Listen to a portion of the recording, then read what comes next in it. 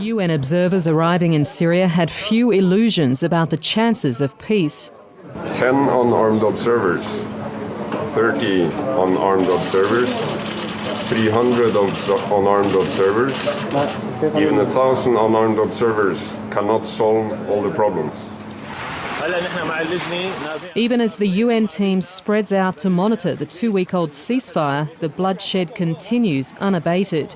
At Homs, where hundreds have been killed, UN monitors filmed as a man's corpse was retrieved from the ground. Elsewhere too, the UN team has had little impact. Amateur video from Douma, near Damascus, shows plumes of black smoke from the ongoing shelling. At least 40 people have been killed in Syria since Saturday, 2 weeks after the ceasefire was meant to take force. To achieve the success of Kofi Annan's 6-point plan, I call on all to stop the violence and to help us on a continued cessation of armed violence in all its forms. The Red Cross is less optimistic, saying it fears the peace plan is now in danger. Meanwhile, Lebanese authorities have impounded a cargo ship allegedly carrying weapons to rebel fighters inside Syria.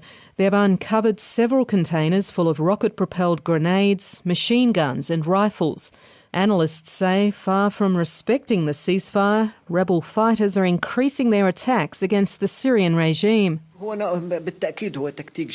This is definitely a new tactic by which they want to overthrow the Syrian government, because they've never won against government forces in combat.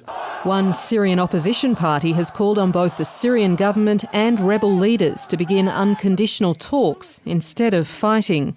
Our will for dialogue is not enough. The first party, which is the regime, needs to move from talking about the dialogue to the act of dialogue. Secondly, some strict opposition parties have to stop refusing the dialogue and start an unconditional dialogue. The UN eventually plans to have 300 monitors on the ground in Syria. Anne Barker, ABC News.